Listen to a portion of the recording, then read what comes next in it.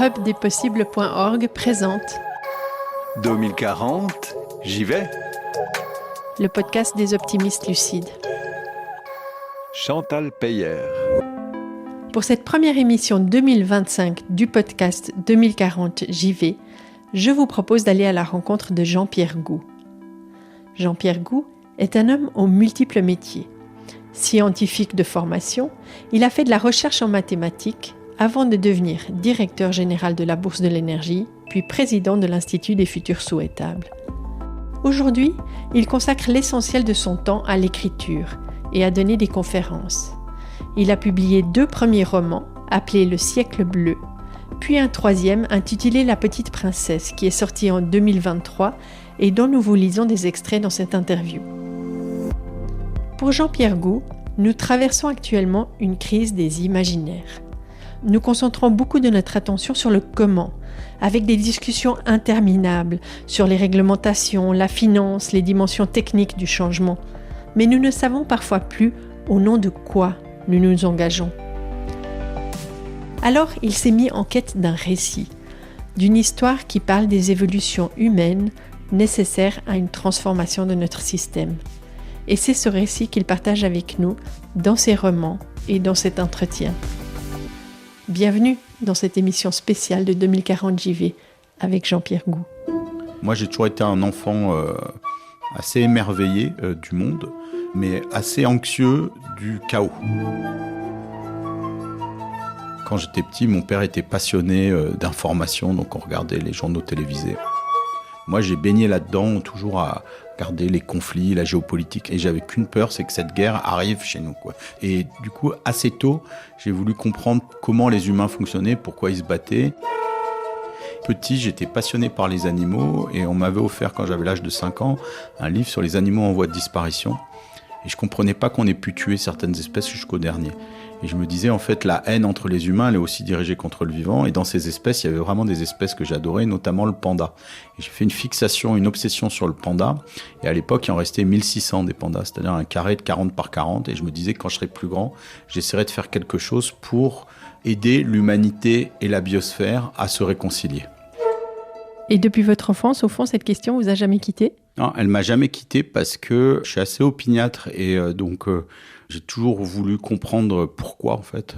Donc je me suis passionné par les animaux, comment ils vivent, leurs écosystèmes, pourquoi est-ce qu'ils disparaissent. Ils disparaissent pas parce que ils ont eu envie de disparaître, parce qu'il y a un certain nombre de contraintes qui s'exercent sur eux. Donc ça m'a longtemps passionné. Et puis la nature humaine aussi m'a beaucoup passionné. Finalement, je suis allé vers les sciences en me disant, si les gens font ça, c'est parce qu'ils n'ont pas compris qu'il y a des problèmes. Et la science peut permettre de faire ça. Je pense que la science, elle a un rôle très important à jouer pour rajouter, je dirais, de la rationalité dans tout ça. Mais il y a d'autres éléments qui sont complètement irrationnels dans l'espèce humaine et qu'on ne peut pas comprendre si on ne s'intéresse pas aux sciences plus humaines, la psychologie, la sociologie, les religions. Qu'est-ce qui fait que les gens décident à un moment de se battre pour une cause ou de lutter contre une cause, enfin de comprendre tous ces mécanismes qui relèvent de la psychologie. Et la psychologie, elle ne se met pas en équation, quoi. Tout ça, ça m'a passionné et j'ai toujours eu cette anxiété vis-à-vis du futur. Et pour moi, en fait, écrire des futurs souhaitables, c'est-à-dire une histoire dans laquelle je prends en compte toute la complexité de la nature humaine et de notre époque, mais dans lequel je déploie une histoire qui finalement mène à une réussite, pour moi, c'était la façon de guérir mon anxiété. Pour accompagner cette transformation civilisationnelle, nous avons décidé que les États-Unis, le 2e plus grand pollueur de cette planète, se devaient de montrer l'exemple. Robert Carlson marqua un temps d'arrêt. La phrase suivante devrait l'aider à entrer dans la postérité. Nous avons choisi de réussir la révolution bleue au cours de cette décennie, non pas parce que ce sera facile, mais parce qu'elle est difficile. Un tonnerre d'applaudissements s'abattit sur le président. Tout le monde avait reconnu l'emprunt au célèbre discours « Nous avons choisi d'aller sur la Lune » de John Fitzgerald Kennedy pour lancer le programme Apollo, la plus grande des épopées humaines avant la Révolution bleue. Ce texte était considéré depuis comme le plus inspirant de l'histoire. Il avait uni la nation autour de la volonté de relever ce défi impossible. Robert Carlson espérait déclencher à son tour un même élan.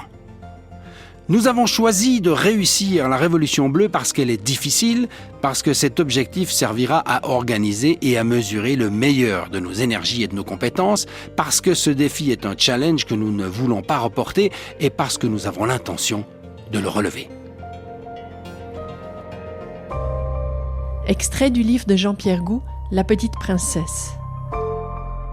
Un jour, un ami m'a offert un livre écrit par l'Association des anciens astronautes, dans lequel il y avait des photos de la Terre et surtout des textes d'astronautes. Et j'avais été frappé par la poésie de ces textes, mais surtout par les thèmes qui étaient abordés, qui ne sont pas du tout des thèmes qu'on aborde, nous, au niveau du commun des mortels, parce qu'ils traitent du tout. Eux, ils ont vu la Terre en entier, puis surtout, ils ont vu la Terre au milieu du cosmos. Nous, on voit toujours la Terre depuis le plancher et on voit le ciel bleu autour de nous. Eux, ils voient un ciel noir rempli d'étoiles.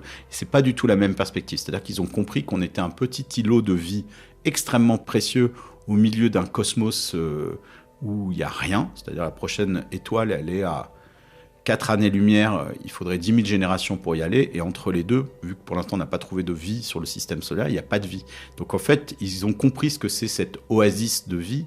Et je trouvais que cette perspective, si on comprenait ça, si tout le monde comprend ce truc-là, qu'on est sur cette petite oasis, les gens vont se mettre à la protéger parce que c'est quelque chose d'unique, en tout cas dans notre petit coin du cosmos. Ces astronautes, ils ont eu un choc cognitif en voyant la Terre depuis l'espace. Donc moi, j'ai cherché avec un ami là, qui s'appelle Michael Bocara, puis après avec un autre ami qui est designer, Kim Win-Kyo, à recréer une expérience qui permette, sans aller dans l'espace, parce que le but, c'est pas d'alourdir la dette énergétique ou environnementale de l'humanité en envoyant tout le monde dans l'espace, mais de recréer une expérience que vous pouvez faire chez vous, que vous pouvez faire avec vos collègues, que vous pouvez reproduire dans des conférences. Et on utilise un satellite très particulier de la NASA qui est à 1,5 million de kilomètres de la Terre sur l'axe Terre-Soleil, et c'est le seul satellite qui filme la Terre toujours tout éclairé. Et ce satellite, il prend que 10 images par jour. Nous, on a conçu des algorithmes qui permettent en fait à ces images d'être animées et de regarder la Terre en 4K qui tourne. Et en fait, si vous mettez les bonnes musiques là-dessus et le bon préconditionnement, vous pouvez faire tomber les gens amoureux de la Terre. Pour moi, c'est ça qui était important, c'était de semer ces graines de conscience planétaire et ce changement de perspective, c'est-à-dire regarder le tout depuis l'extérieur, ça peut nous amener, nous étant une partie de ce tout, à nous comporter différemment. Et ce changement de perspective, qu'est-ce que c'est au fond? Qu'est-ce qui se passe? Il y a beaucoup de choses. C'est qu'au départ, nous, avec l'éducation qu'on reçoit dans les pays occidentaux, on a l'impression que le monde tourne autour de nous, quoi. Donc, et on a une vision très égotique en fait de cette réalité, alors que tout est interdépendant et que nous, on n'est pas un individu qui marche sur une planète, on est à l'intérieur d'une planète. Cette planète est elle-même vivante. Et le fait de voir cette planète depuis l'extérieur, ça permet deux choses. Un, de constater physiquement et avec ses yeux sa fragilité et l'émerveillement d'exister là. Et ça, c'est pas rien. Et la deuxième chose, c'est le sentiment de voir la créature auquel on appartient. C'est un petit peu comme si une cellule de votre foie faisait une grande aventure et décidait de lancer une mission au-dessus de votre corps et de regarder la personne à qui elle appartient. Et je pense qu'aujourd'hui, les gens n'ont pas encore compris ça. C'est comme si toutes les cellules prenaient la conscience du tout auquel on appartient. Et pour moi, c'est quelque chose de fondamental pour faire humanité, pour comprendre que ce qui nous lie est beaucoup plus grand que nos différences. Souvent, les guerres, c'est basé sur 2-3 trucs, genre quel est ton Dieu, quelle est ta religion, est-ce que ce bout de terrain, il est à moi ou à toi? Je caricature parce que quand on est pris par ces choses-là, c'est pas agréable. Mais quand on prend un pas de recul, on est tous humains, on est tous sur le même vaisseau. Les inimitiés entre tel peuple ou tel dirigeant, en fait, tout ça, ça n'a aucun sens par rapport à l'émerveillement du cosmos dans lequel on est. Et quand on projette ces images, ce qui est intéressant, c'est que pendant un laps de temps, qui peut aller d'une demi-heure à quelques heures ou parfois quelques journées, les gens ont un propos, on va dire, planétaire. C'est-à-dire, ils se décentrent complètement de leurs petites préoccupations du quotidien et arrivent à se mettre ce point de vue du tout. Et ce point de vue du tout, il est indispensable pour réussir la transition écologique et former l'humanité.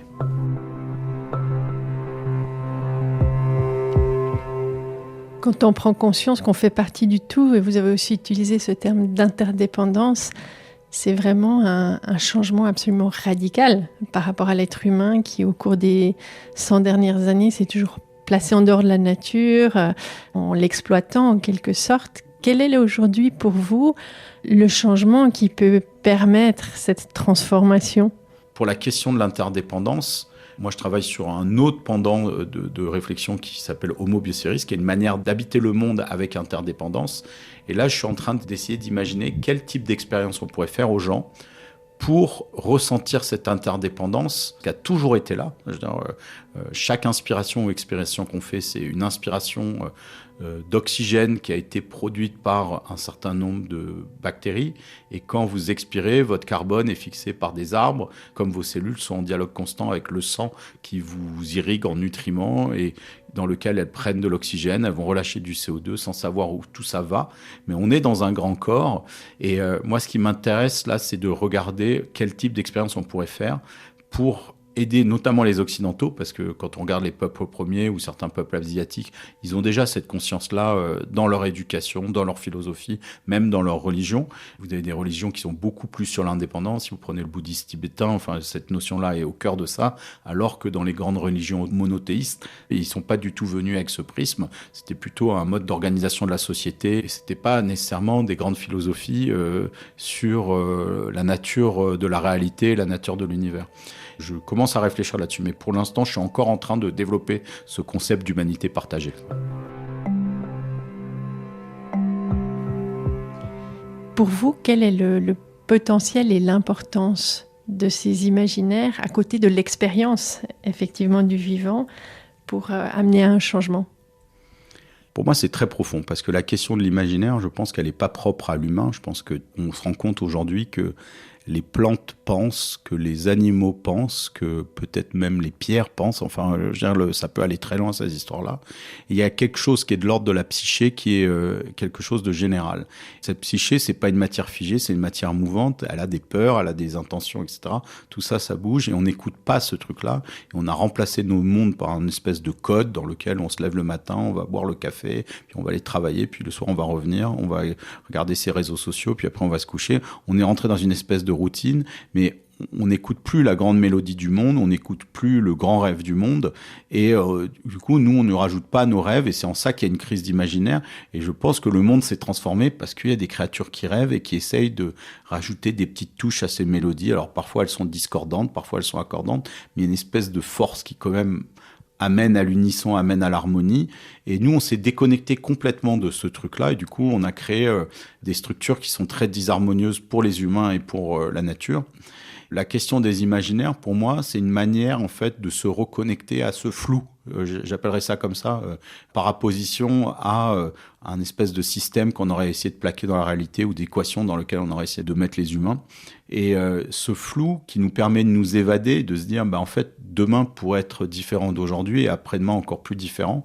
Ramener, en fait, les individus à leur capacité créatrice de leur futur, pour moi, c'est quelque chose qui est très important. Et aujourd'hui, il y a tellement de poids sur le présent, notamment pour une entreprise, parce que vous avez des comptes à rendre à vos actionnaires, à vos salariés, aux investisseurs. Vous avez des concurrents. Vous êtes dans des produits qui sont à la mode, plus à la mode, etc. Donc c'est très difficile. Tout ça, c'est un jeu d'équilibriste. Et là-dedans, c'est très rare en fait qu'il y ait des grands rêves. Alors souvent, il y a des grands rêves au moment de la création d'une entreprise. Quand vous prenez les grands constructeurs automobiles qui ont créé leur marque, en France, les Peugeot, les Renault, c'était des gens qui avaient des grands rêves et qui ont accompli leurs grands rêves. Et chaque entreprise qui existe encore, c'est un rêve qui a été accompli. Mais avec le temps, il s'évanouit un peu ce rêve. Et notamment souvent quand les fondateurs s'en vont. Et retrouver sa capacité à rêver et à imaginer autre chose complètement différemment, c'est hyper important parce qu'aujourd'hui, justement, le monde que ces entreprises ont créé et que collectivement on a créé, en tout cas dans les sociétés occidentales soi-disant avancées, c'est un monde qui est disharmonieux et qui peut conduire même à la destruction de nos conditions communes d'existence. Et l'imaginaire aura un énorme rôle. On ne changera pas juste le monde avec des avions à hydrogène ou des panneaux solaires. L'imaginaire sera très important pour s'affranchir de ces contraintes et penser quelque chose de complètement différent. Et à quoi est-ce que ça ressemble, un nouvel imaginaire entrepreneurial ? Alors, le but, c'est de concevoir des narratifs qui arrivent à rendre désirables des émergences qui, aujourd'hui, pour certaines personnes, ont l'air d'être un retour à l'âge de pierre. Donc, la question, c'est comment rendre, par exemple, désirable la sobriété.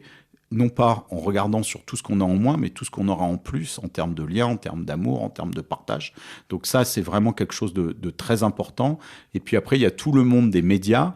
Et eux, l'idée, c'est que quand vous êtes une chaîne de télévision ou une chaîne comme Netflix ou Amazon, de voir comment on peut diffuser du contenu qui puisse être de nature à transformer les imaginaires du grand public. Quand on pense par exemple au film Don't Look Up qui avait été produit par Netflix, qui a, en utilisant la satire, ce qui est une forme d'expression, moi qui n'est pas du tout la mienne, mais qui a eu son intérêt, et c'était quand même très drôle, mais très satirique, et c'était très bien fait, à amener les gens à s'interroger sur l'absurdité en fait de nos propos sur le dérèglement climatique, puisque derrière la métaphore de la météorite qui veut détruire la Terre, en fait, toute la question qui est derrière, c'est la question du changement climatique.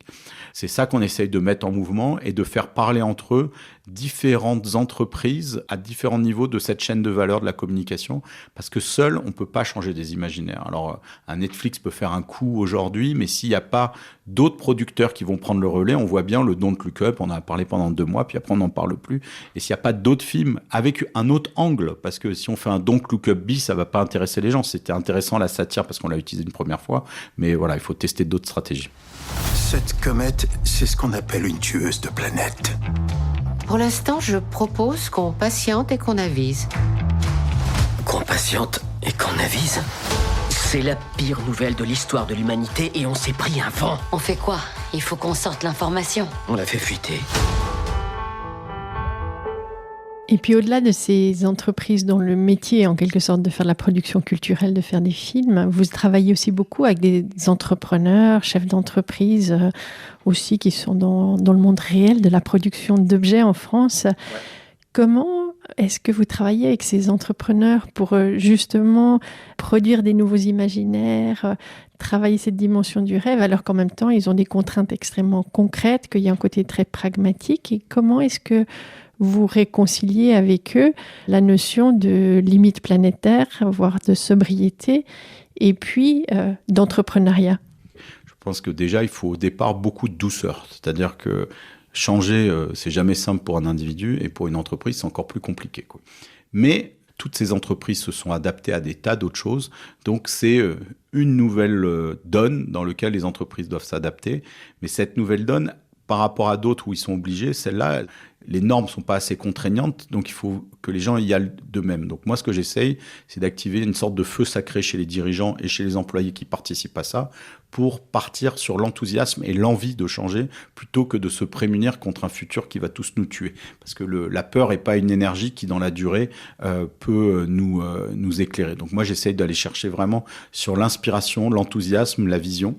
Et puis, je les fais travailler sur ce que ces entreprises rêveraient d'être dans 5 ans et comment elles pourraient participer à cette grande transition si cette transition avait lieu. On part du principe que la transition a lieu et on essaye de voir comment ces entreprises pourraient rattacher les wagons et avoir, on va dire, un rôle historique en fait dans leur secteur et de faire appel à cette part de héros et d'héroïnes qui est en chacun de nous.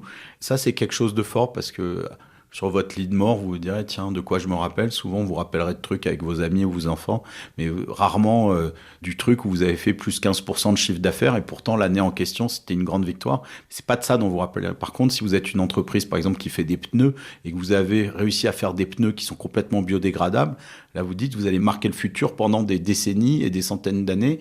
Et donc, la fierté d'amener une petite pierre ou une petite broderie dans cette grande broderie de la transition.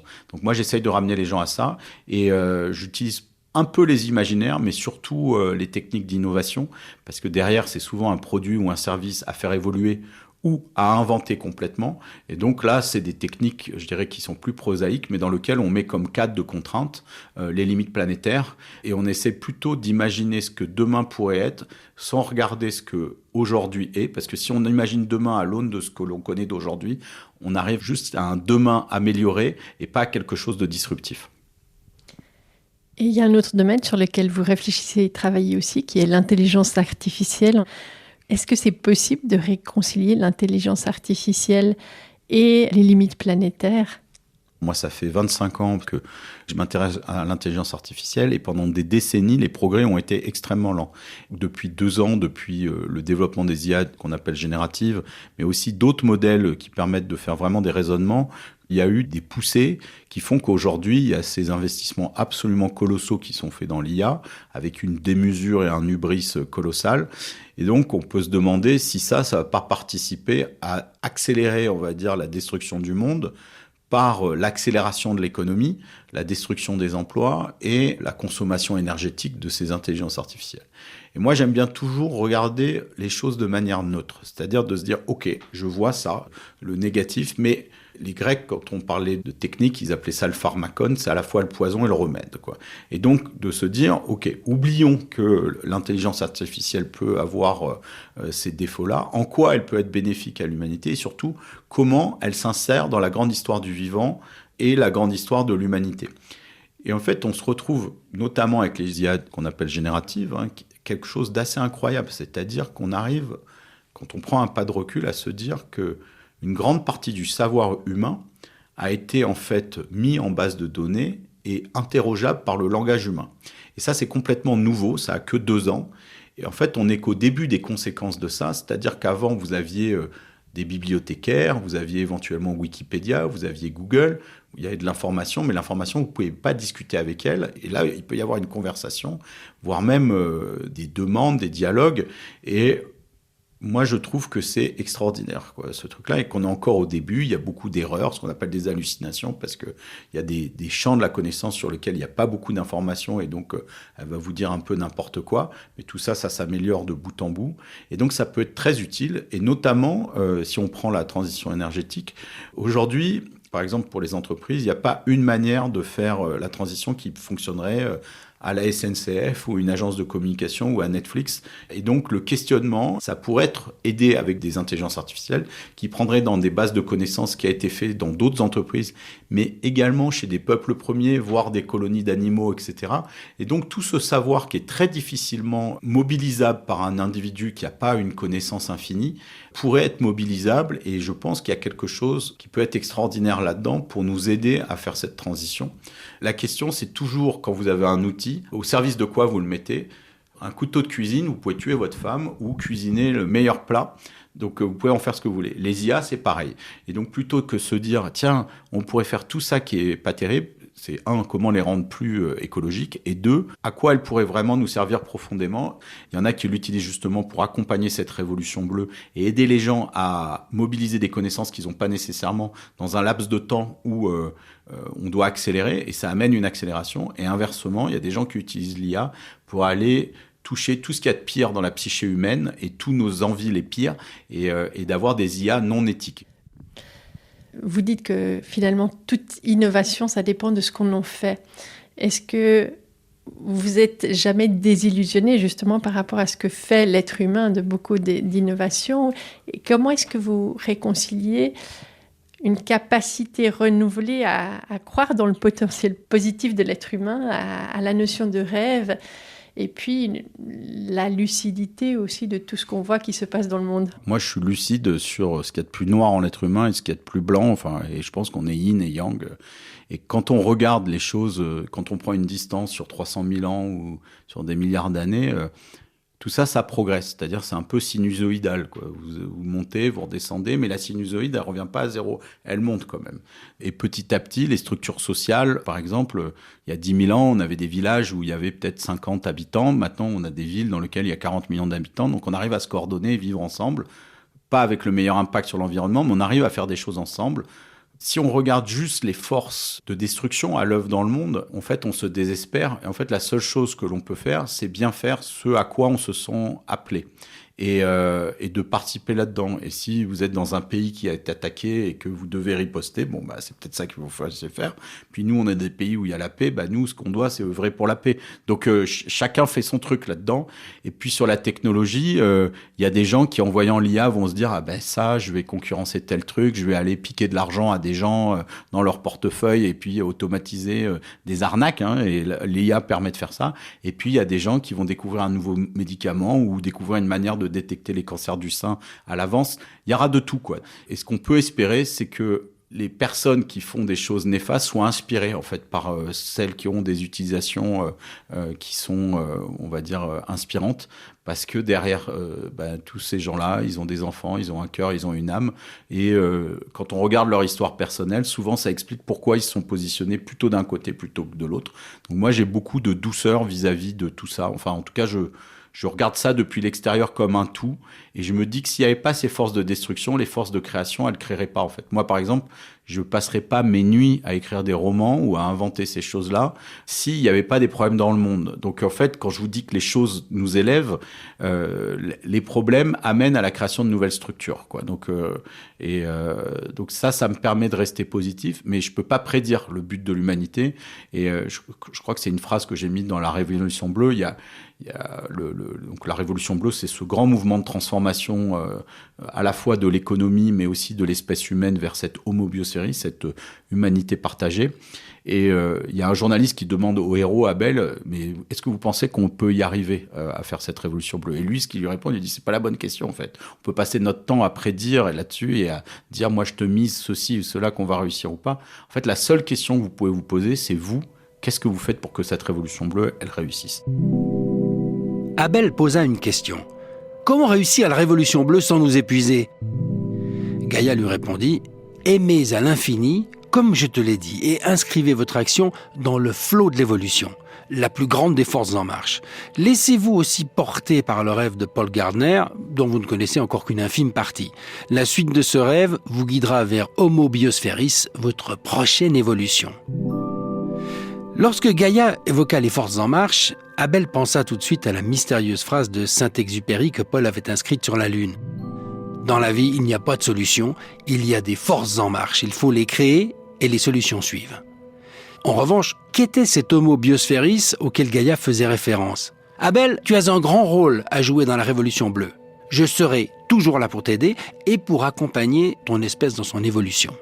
Vous êtes tous admirables. Maintenant que tu es venu jusqu'à moi, tu me trouveras à tout moment dans ton cœur. Au revoir, cher Abel.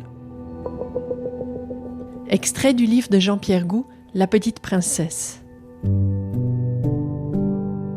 Moi, je vois beaucoup de gens qui me disent « Mais t'as encore de la foi en l'humanité ? Tu penses que le truc que tu décris dans ton bouquin, ça peut marcher ?» Je dis « J'en sais rien.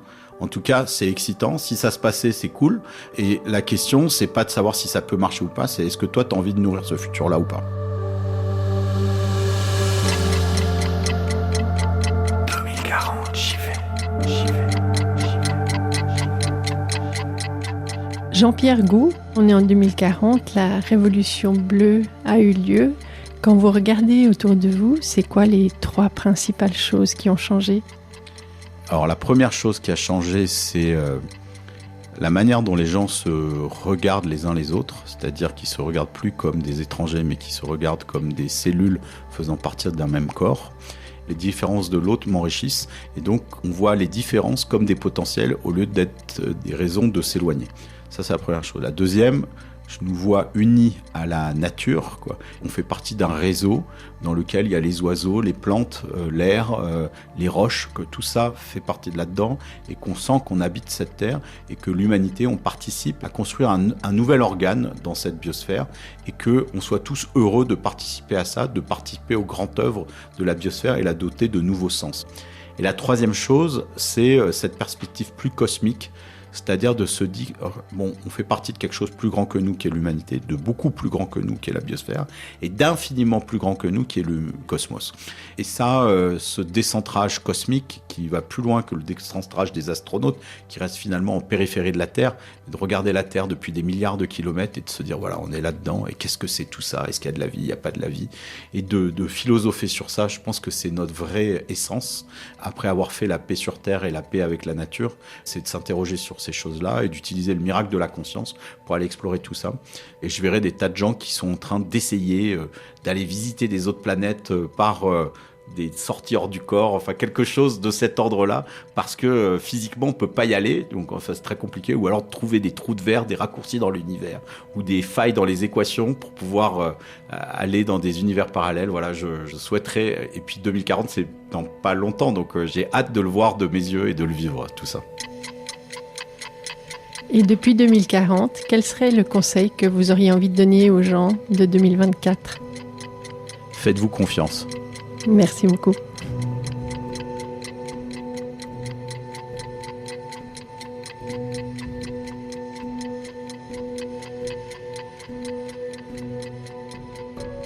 J'espère que cette émission spéciale du podcast 2040 JV vous a plu. Si c'est le cas, n'hésitez pas à me le faire savoir en likant le podcast sur Spotify, Apple Podcast ou sur une autre plateforme d'écoute, ou en faisant connaître le podcast autour de vous. Vous pouvez également m'écrire en me suggérant le nom de personnes à interviewer ou de projets à faire découvrir aux auditeurs et auditrices. Pour ça, il suffit d'un mail à 2040jv@hubdespossibles.org. Quant à moi, je vous retrouve début mars pour vous emmener à la rencontre de nouveaux acteurs et actrices du changement en Suisse. Bonne route d'ici là. Au revoir.